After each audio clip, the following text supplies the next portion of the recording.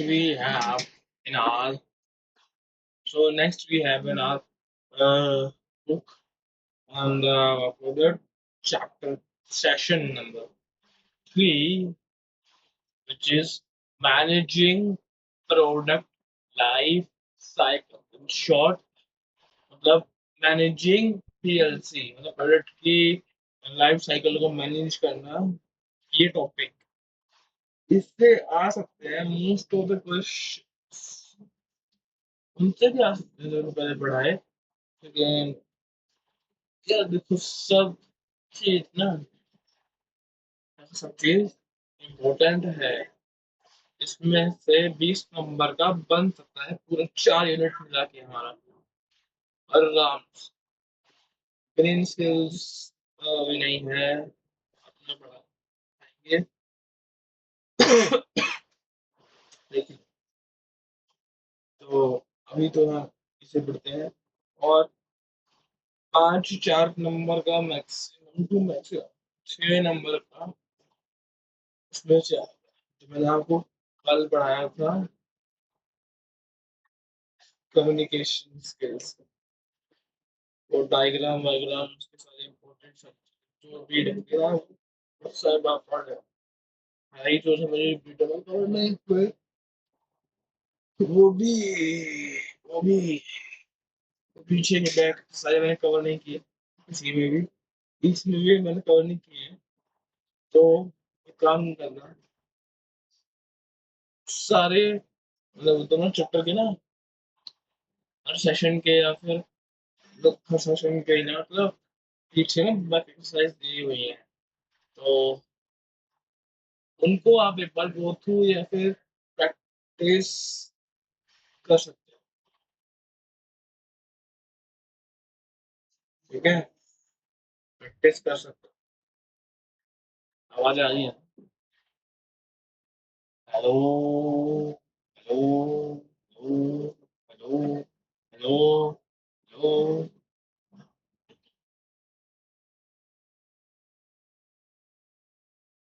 तो ये यार, तो सेशन 3 शुरू होने से पहले पीएलसी के बारे में थोड़ी सी इंफॉर्मेशन। तो ये स्टेज जो है वो कलेक्टिवली जो है टारगेट करती है, नहीं, इसका मेन फोकस जो रहता है, मतलब रेफर करती है PLC, refer to as PLC, तो पीएलसी भी कहा जाता है। जो कि इसमें लिखा है कि हर प्रोडक्ट जो है वो पास करता है नंबर ऑफ स्टेजेस, जो कि नेमली है हमारी introduction stage, growth stage, majority stage और डिक्लाइनिंग स्टेज। वो एस कर्व वाला जो हमने डायग्राम देखा हो आपने उसमें आगे इसी चैप्टर में, तो वैसा कर।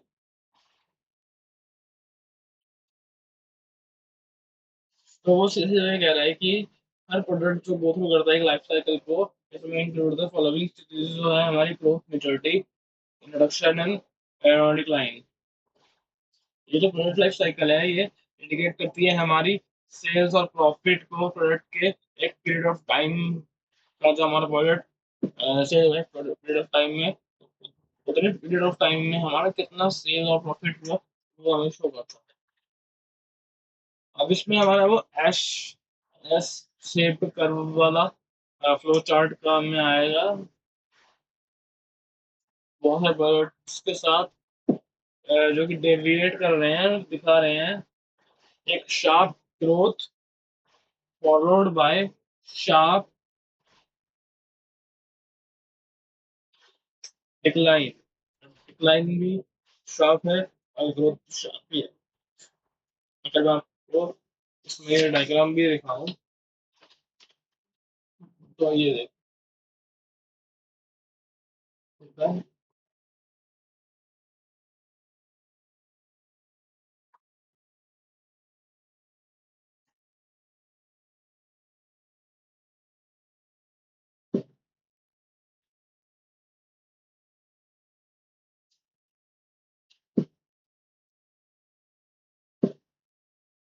देख लिया ना। अभी हम इसको पढ़ते हैं। ये डिक्लाइन फेस करता है, और या तो ये मेच्योरिटी स्टेज में ही रहता है एक लंबे टाइम तक। ठीक है। और ये डिक्लाइन फेस करता ही नहीं है कुछ केसेस में। तो जैसे ट्रेंड्स और फैशन हो हैं, वो ग्रुप हो सकते हैं फर्स्ट कैटेगरी में। उनके जो प्रोडक्ट्स हैं उनमें कमोडिटीज हो सकती है, जैसे steel, cement and food products, जहाँ पर डिमांड जो है वो इन इलास्टिक रहे, रिलेटेड रहे दूसरे मैन्युफैक्चर्ड प्रोडक्ट्स से। जैसे अब इन इंडिया आप देख लो तो कार्स, रेफ्रिजरेटर और टेलीविजन सेट जो है, अभी बहुत कुछ है। तो उन्होंने अभी तक एक डिक्लाइन, मतलब डिक्लाइन जो है, डिक्लाइन फेस अभी तक फेस नहीं किया है अंटिल 1991। क्योंकि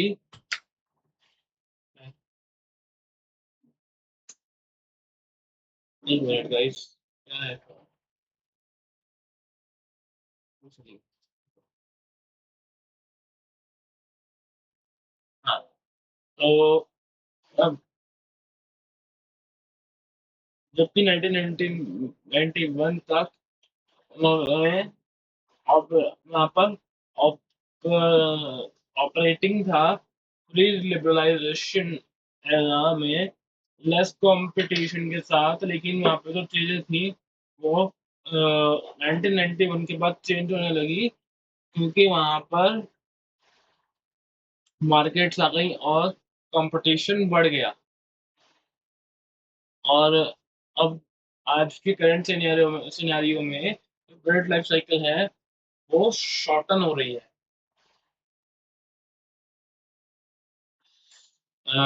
हाई कंपटीशन की वजह से वो शॉर्टन हो रही है, और डिमांड हमारी चेंज हो रही है। और अगर हम और आगे चलें तो हमारा जो प्रोडक्ट की लाइफ साइकिल है, हमने इसको ऑब्जर्व किया है कि जो प्रॉफिट्स हैं वो बहुत रेयरली ही पार्ट है इंट्रोडक्शन स्टेज का।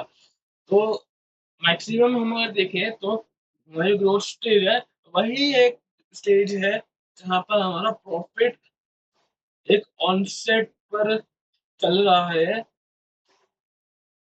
डिक्लाइन में।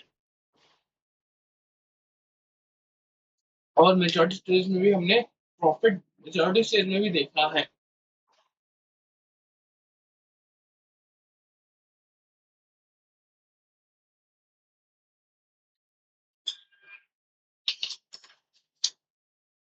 अब ये जो बोल रहा है कि पीएलसी जो है वो डिपेंड करता है प्रोडक्ट की सेल हिस्ट्री इन चार स्टेजेस से, जो मैंने आपको पहले बताई, जो कि थी हमारी इंट्रोडक्शन, ग्रोथ, मेच्योरिटी, डिक्लाइन। अब जो इसमें स्टार्टिंग में एक लाइन लिखी है, adjustment and modification need to be made in the product marketing mix। ये ये वाली लाइन जो है ना, ये हमारी असर्शन रीजनिंग के लिए असर्शन में यूज हो सकती है, ये डीएबी के टीचर्स का कहना। और उसके आगे, as the product moves through its life cycle because of changes in the environment, buyer behavior and the composition of the market, इतना हमारा रीजन बन सकता है। अब आगे वो क्या रहा है, अब आगे अभी कुछ बन नहीं सकता, अभी बता दूंगा जो जो कहीं भी कुछ बनेगा तो क्वेश्चन। ठीक है, तो अभी हम आगे पढ़ते हैं।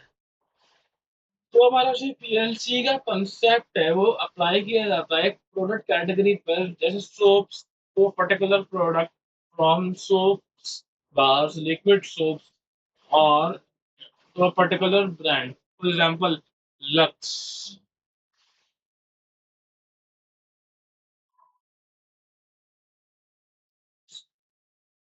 Lux.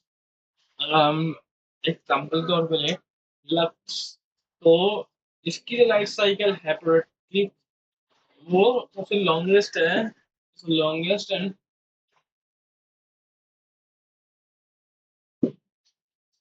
Usually shortest.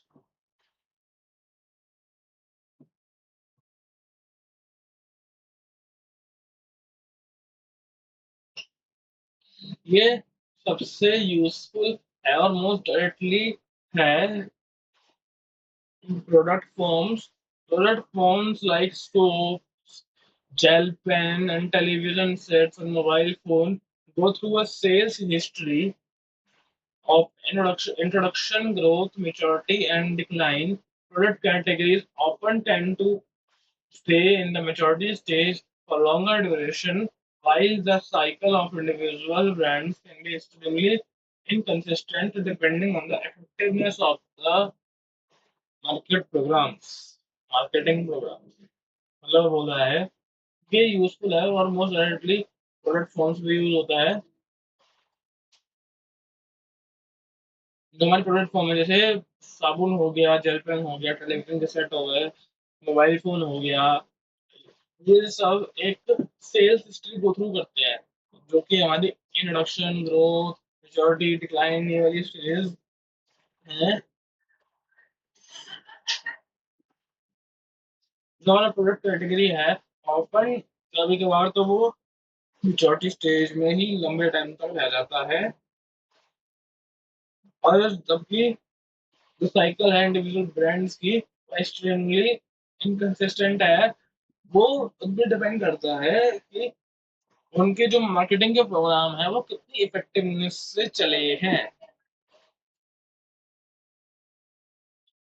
ठीक है।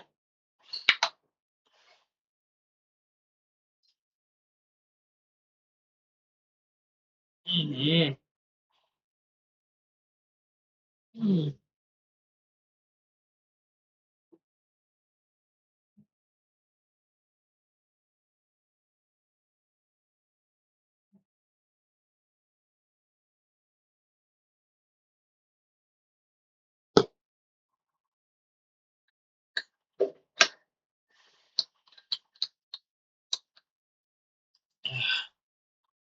अब आगे 4 स्टेजेस जो है इंक्लूड करती है इंट्रोडक्शन स्टेज।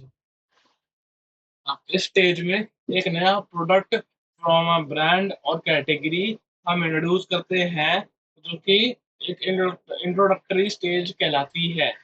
हम्म। अब introducing a new product is always a risky proportion। मतलब अगर आप कभी भी एक नया प्रोडक्ट कभी भी लॉन्च कर रहे हो, तो उसका इंट्रोडक्टरी बहुत ही रिस्की हो सकता है पीरियड, क्योंकि even for a skilful marketeer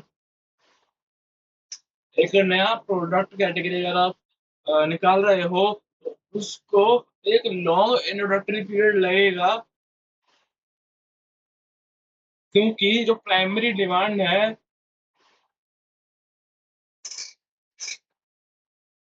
इधर,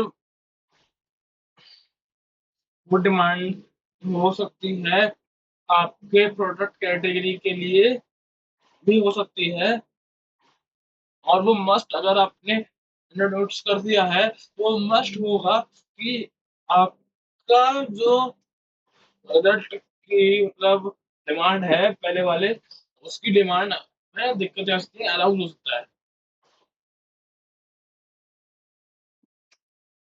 for example, when all out in 1990 introduced liquid vaporizer as mosquito repellent.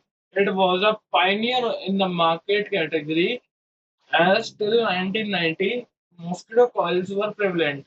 from 1990 तक mosquito repellent coil जो थी हमारी मॉस्किटो वाली, वो प्रेवलेंट थी, लेकिन 1991 में जब ऑल आउट ने लिक्विड वेपराइज़र निकाले, तो वो पायनियर बन गया। और ये सच है कि फॉर इन इन ब्रांड्स के लिए जिन्होंने एक्सेप्टेंस अचीव कर ली है दूसरे मार्केट्स में और इंट्रोडक्शन चाहते हैं अपने नए प्रोडक्ट का न्यू मार्केट में, तो ये सिलेक्टिव डिमांड फॉलो होगा। इधर या तो आपकी डिमांड जो है एक स्पेसिफिक ब्रांड के लिए होनी चाहिए, एक प्रोडक्ट कैटेगरी के लिए, सेकेंडरी प्रोडक्ट कैटेगरी के लिए होनी चाहिए। For example, once the product category was tapped, competition followed. The other brands within the same product category include Mortein, Goodnight, which were the competitor of All Out. और वैसे all out ने अपने liquid vaporiser निकाला, तो बाकी जो Mortein, good night, ये सारे ब्रांड्स हैं, वो भी कुछ ऐसा निकालेंगे अपना प्रोडक्ट ताकि वो उसको compete कर सके ऑल आउट। ये फेज जो है वो लॉन्च को मार्क करता है प्रोडक्ट के मार्केट में, और ये कैरेक्टराइज किया जाता है एक्सेप्टेंस को इंक्लूड करके और अटेन करके इनिशियल डिस्ट्रीब्यूशन को, हाई ऑपरेशनल कॉस्ट को ऐड करके, राइज करके, inefficient production level of bottlenecks, high learning time, unwillingness of the trade to deal in the product demand of the higher margins और extend credit terms, ये वाला एक function apply करके वो अपना प्रोडक्ट कैरेक्टराइज कर सकता है। और जब उसके प्रोडक्ट की हाई प्रमोशन होगी, तो उसकी हाई प्रमोशन की कॉस्ट जो है, एक्सपेक्टेशन है उसकी जो फ्यूचर प्रॉफिट की होगी, कि अभी मैंने इतना ज़्यादा बड़ा मतलब सिटीज़ में, मॉल्स में डेकोरेट की प्रमोशन कर दी है, और कुछ जैसे 2030 में, 28 में मेरा प्रोडक्ट बहुत ही अच्छा बनेगा और बहुत ज़्यादा प्रोडक्ट सेल होएगा। उसने ये एक्सपेक्टेशन लेके बैठी, अगर आपने कुछ प्रोडक्ट बनाया है, तो आपने हैवी प्रमोशन कर दी। 5 साल में, 10 साल में आप चाहते हो कि वो आपको प्रॉफिट बना के दे, ठीक है। कस्टमर को लो अवेयरनेस होती है प्रोडक्ट्स के बारे में, और तो और उन्हें जो कि विलिंग है प्रोडक्ट खरीदने में, और वो ट्राई करना चाहते हैं प्रोडक्ट को, तो वो स्मॉल क्वांटिटी में लेते हैं उस प्रोडक्ट को, जिसे हम कहते हैं ट्रायल परचेज। जैसे अगर आपने कोई मतलब फूड इंडस्ट्री में कुछ नया फूड निकाला, कोई पैकेट निकाला चिप्स विप्स का, या फिर कोई ड्रिंक निकाली न्यू, तो जब भी कोई अगर आपकी कोई ड्रिंक खरीद रहा है, उसके लिए वो न्यू है। उसके लिए वो न्यू है, मेरी बात उसके लिए वो न्यू है, और फिर उसको वो ट्राई करनी है, तो वो सबसे पहले जाएगा शॉप पे जिसके पास आपका न्यू प्रोडक्ट होगा, और उसको स्मॉल क्वांटिटी में पहले लेके ट्राई करेगा, ऐसे ट्रायल परचेज। अगर उसको पसंद आएगा, तो वो लार्ज क्वांटिटी में ले लेगा प्रोडक्ट शॉपकीपर से। इससे आपको प्रॉफिट ज़्यादा बनेगा, शॉपकीपर का प्रॉफिट ज़्यादा बनेगा, ठीक है।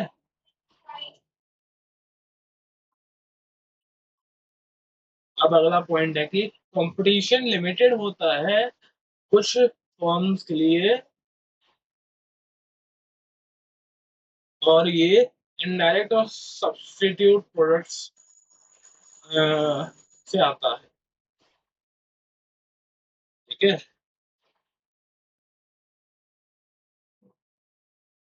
और हमारा नेगेटिव प्रॉफिट में भी जा सकता है। प्रॉफिट अगर हम उस अकाउंट पे जब हमारी सेल्स वॉल्यूम लो है, डिस्ट्रीब्यूशन भी लिमिटेड है हमारा, और प्रमोशनल एक्सपेंसेस अगर हाई है तो तभी हमारा लॉस में जा सकता है।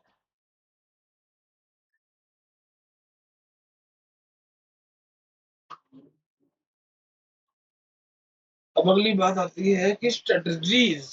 इंट्रोडक्शन स्टेज में प्रोडक्ट्स जो हैं वो प्रमोट होने चाहिए अवेयरनेस बनाने के लिए कस्टमर के बिटवीन, और मार्केट को डेवलप करने में प्रोडक्ट के बारे में।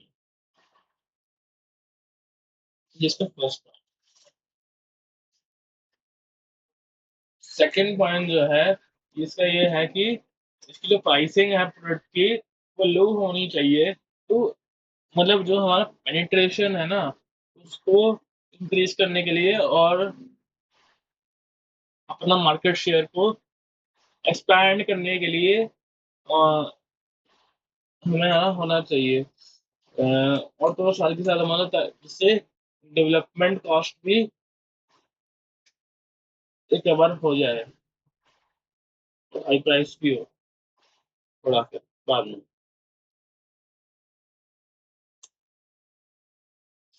नेक्स्ट पॉइंट में बोल रहा है कि डिस्ट्रीब्यूशन जो होना चाहिए वो सिलेक्टिव होना चाहिए जब तक कस्टमर एक्सेप्टेंस नहीं शो करता आपके प्रोडक्ट के लिए। मार्केटिंग और कम्युनिकेशन जो है वो एजुकेट करने के लिए और एनहेंस करने के लिए प्रोडक्ट की अवेयरनेस को होना चाहिए। ठीक है।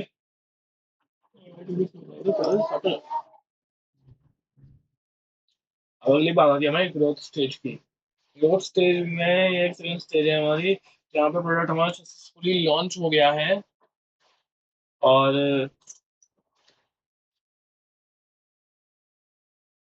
जो हमारी सेल्स है वो रैपिडली इंक्रीज हो रही है। इस स्टेज में न्यू कस्टमर मार्केट में एंटर करेंगे, एंड जो हमारे पुराने कस्टमर है वो रिपीट परचेजेस करना चाहेंगे आपके प्रोडक्ट की। इस स्टेज को कैरेक्टराइज किया गया है reduce cost because of economy of sale. Economy of sale की वजह से हमें अपना कॉस्ट रिड्यूस करना पड़ेगा, मेकिंग का या फिर जो भी का मैन्युफैक्चरिंग का कॉस्ट है उसको आपको रिड्यूस करना पड़ेगा। हमें कंपटीशन को हमें जो इंक्रीजिंग कंपटीशन है कस्टमर का, उसमें ग्रेटर चॉइसेस लानी पड़ेगी डिफरेंट टाइप ऑफ प्रोडक्ट के फॉर्म में, पैकेजिंग एंड प्राइसिंग के फॉर्म में। हमें प्राइसिंग और पैकेजिंग और तो साथ ही के साथ टाइप ऑफ प्रोडक्ट्स में भी ध्यान देना पड़ेगा, ताकि हमारा जो कम कंपटीशन है उसमें हमारे पास ही सबसे ज़्यादा ग्रेटर चॉइसेस हो कस्टमर के साथ। हमारा जो मार्केट एक्सपेंशन है उसमें नए कस्टमर ऐड है, ये भी हमें ध्यान रखना है। हमारा डोमिनेंट पोजीशन जो है वो हमारी सिलेक्टिव डिमांड को इंक्रीज करने पे फोकस करे, तो इसलिए हमें डोमिनेंट पोजीशन बनानी पड़ती है। इंक्रीज इन प्रॉफिट मतलब मैक्सिमम प्रॉफिट आप कर सकते हो। आपको अपना ब्रांड फेमस करना पड़ेगा, उसके लिए लोगों के अंदर उसके प्रति अवेयरनेस लानी पड़ेगी, तभी आप जाके जितना आप मैक्सिमम प्रॉफिट चाहते हैं अपने प्रोडक्ट से, तभी जाकर आप अपना मैक्सिमम प्रॉफिट अटेन कर पाएंगे।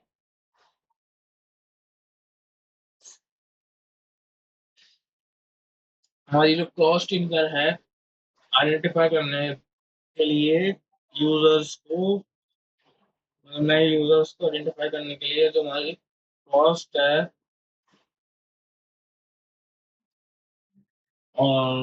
डेवलप करने के लिए, प्रोडक्ट को प्रमोशन के लिए और डिस्ट्रीब्यूशन के लिए जो हमारी कॉस्ट है वो इनकर होनी चाहिए।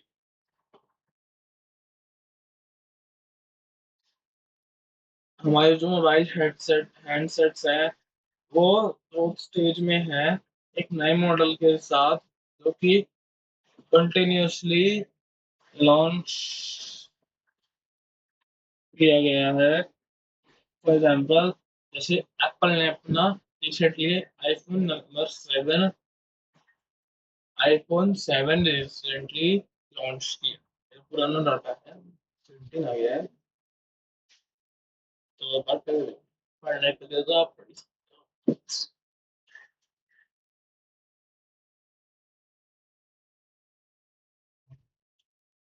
अब ग्रोथ स्टेज के लिए मार्केटिंग स्ट्रेटजीज। अब यहाँ पर हमारा कॉम्पिटिटर्स में इंक्रीज होगा, जो कि सिमिलर प्रोडक्ट बेचेंगे।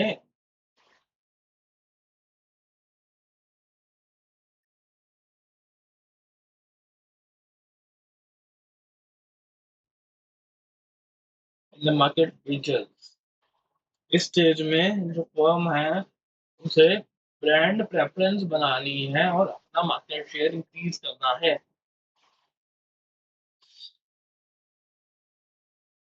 तो फर्स्टली प्रोडक्ट की क्वालिटी जो है वो मेंटेन रहनी चाहिए, और एडिशनल फीचर और सपोर्ट सर्विसेज हमें उसमें ऐड करनी चाहिए। और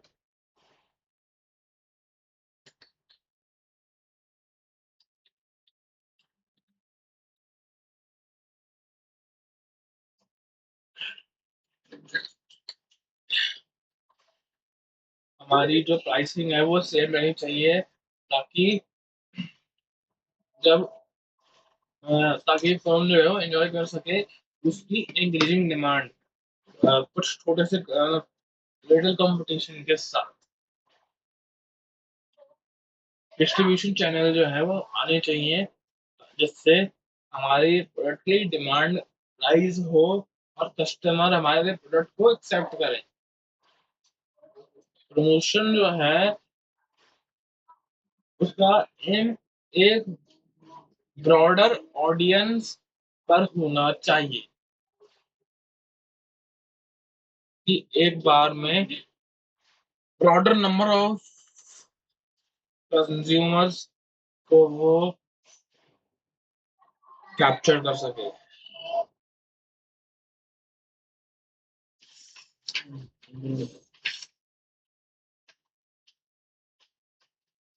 जो हमारी थर्ड और लास्ट स्टेज है वो है मेजॉरिटी स्टेज। इसमें जो प्रोडक्ट है वो विथस्टैंड होता है हीट के साथ, और कंपटीटर की हीट के साथ खड़ा होता है, और तो और वो कंज्यूमर अप्रूवल भी एंटर करता है मेच्योरिटी स्टेज में। राइवल्स कॉपी करते हैं फीचर्स को सक्सेसफुल ब्रांड्स के, और बिकम मोर अलाइक हो जाते हैं। अब प्राइस वॉर्स है वो हैवी फोकस के साथ यूनिक ब्रांड फीचर्स के ऊपर चलती है, जो कि अभी तक एग्जिस्ट करते हैं। तो इंडस्ट्री की सेल्स है वो पीक एंड डिसिप्लिन्ड होनी चाहिए, क्योंकि जो हमारा पोटेंशियल का साइज है, मार्केट श्रिंक होना शुरू हो जाती है। और फिर जो होलसेलर है और रिटेलर है उनका सपोर्ट डिक्रीज हो जाता है because of declining profit margins. और जो प्रॉफिट मार्जिन है जब डिक्लाइन आते हैं, तो रिटेलर और होलसेलर का सपोर्ट थोड़ा कम हो जाता है। तो फिर जो हमारे मिडल मैन है वो खुद के ब्रांड इंट्रोड्यूस करते हैं, जो कि कंपटीशन को टफर बनाते हैं और प्रॉफिट जो है उसको लोअर करते हैं इंडस्ट्री में। और इस स्टेज के दौरान मार्केटियर्स का टोटली फोकस जो है वो effort and extending the lives of their existing brands पर है। जो प्रोडक्ट मैनेजर हैं उनका बहुत ही इम्पोर्टेंट रोल है for carving a niche. Niche एक ऐसा वो होता है, मतलब कहते हैं, आप देख लेना। niche को कार्व करने के लिए बहुत ही इम्पोर्टेंट रोल होता है प्रोडक्ट मैनेजर का within a specific market segment through ingredient services, image marketing, and by creating new value image and sending through repositioning। मतलब रिपोजिशनिंग वगैरह करके नई वैल्यू इमेज और स्टैंडिंग वगैरह करके जैसे लैपटॉप के सामने जीना है जीने पे अपने प्रोडक्ट को इंक्रीज प्रोडक्ट की पॉपुलैरिटी इंक्रीज करने लेके जाते हैं रिपोजिशन करके। और उन्हें मॉडिफाई करना भी कंसिडर करना चाहिए मार्केट को। प्रोडक्ट और मार्केटिंग मिक्स जो है वो फाइट करता है कंपटीशन को और उसको क्लोजर लाता है कंज्यूमर के, ताकि वो रजिस्टर हो सके एडिक्वेट प्रॉफिट में, और वो बिजनेस में बना रहे। इसकी जो कैरेक्टरिस्टिक्स हैं वो हैं cost would be decrease as a result of increase in production volumes.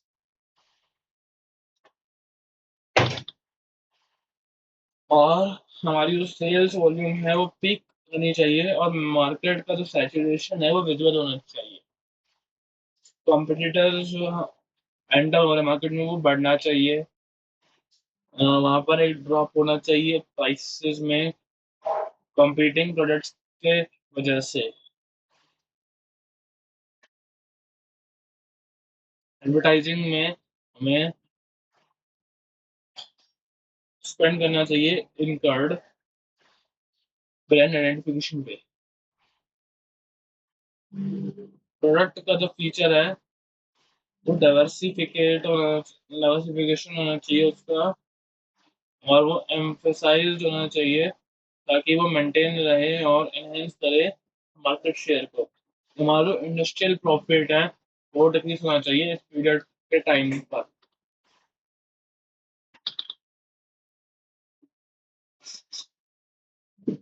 अब इसकी स्ट्रेटजीज, प्रोडक्ट मैनेजर को एक वाइटल रोल प्ले करना होता है नीश के टाइम पे, खास कर टाइम एक with in specific market segment में एनहेंस सर्विस के थ्रू, इमेज मार्केटिंग और नई वैल्यू इमेज क्रिएट करके और स्ट्रेंथन करके पोजिशनिंग के थ्रू।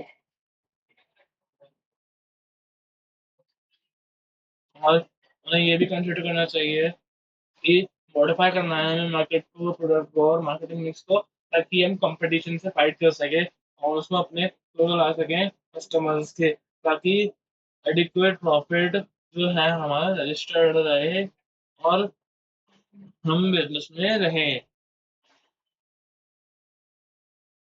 ठीक है। तो डिक्लाइन स्टेज की बात करते हैं तो अब इस फेस में ये होता है कि जहाँ पर डिक्लाइन फेस होता है ऐसे कंज्यूमर प्रेफरेंसेस चेंज हो जाती है अब because of the more efficient and better products की वजह से डिक्लाइन शो हो जाता है। तो हमारे प्रोडक्ट्स फॉर्म है और ब्रांड है वो भी डिक्लाइन स्टेज में आ जाते हैं। क्यों हालांकि वाइल क्योंकि प्रोडक्ट की जो कैटेगरीज है वो लास्ट लॉन्गर करती हैं, जो हमारा नंबर ऑफ कंपीटिंग फर्म्स है वो हम वो साथ ही में हमारे रिड्यूस हो जाता है। और जनरली इंडस्ट्री है वो लिमिटेड प्रोडक्ट वर्जन अवेलेबल होते हैं कस्टमर के पास।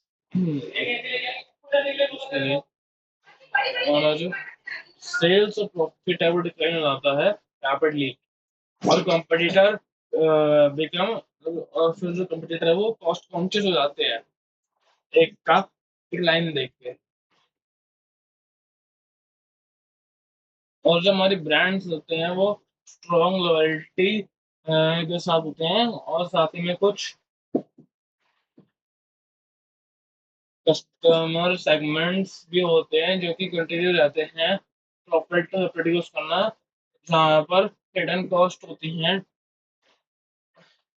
मैनेजमेंट टाइम के टर्म्स में, सेल्स फोर्स रोटेशन के टर्म्स में, फ्रीक्वेंट स्टॉक रीएडजस्टमेंट के टर्म्स में, और एडवर्टाइजिंग चेंजेस के टर्म्स में। और इन रीजंस की वजह से कंपनी को ज़्यादा अटेंशन देनी पड़ती है उनकी टाइम प्रोडक्ट्स पे, और ज़्यादातर अ, जो कॉम्पिटिटर होते हैं या फिर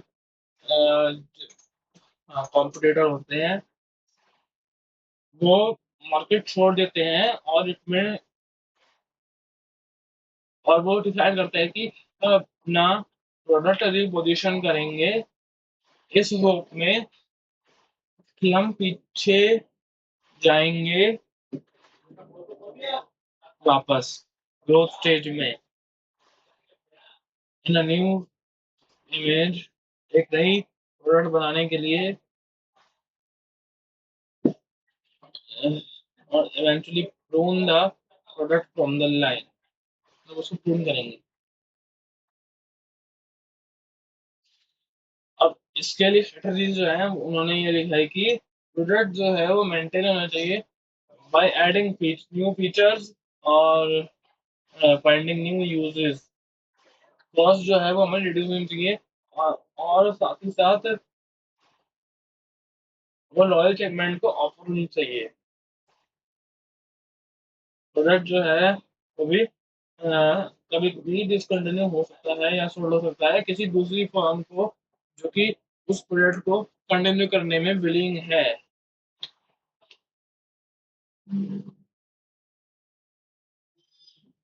प्रोडक्ट लाइफ साइकिल, तो अब इसमें एग्जांपल दिया कि कोलगेट जो है हमारा फर्स्ट टूथपेस्ट है जो ट्यूब में है, वो बना था 1896 में, जो कि अ, जिसने पूरा मार्केट अराउंड द वर्ल्ड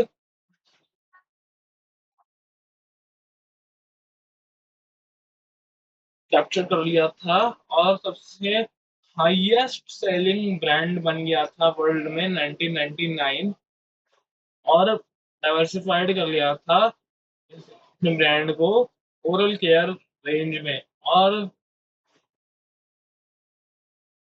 ये अभी भी एक फोर्स है जो रेकन कर रही है, स्टेबल है।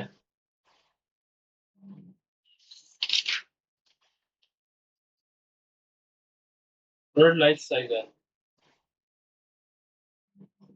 ये यहाँ पे हमारा प्रोडक्ट लाइफ साइकिल खत्म हो गया।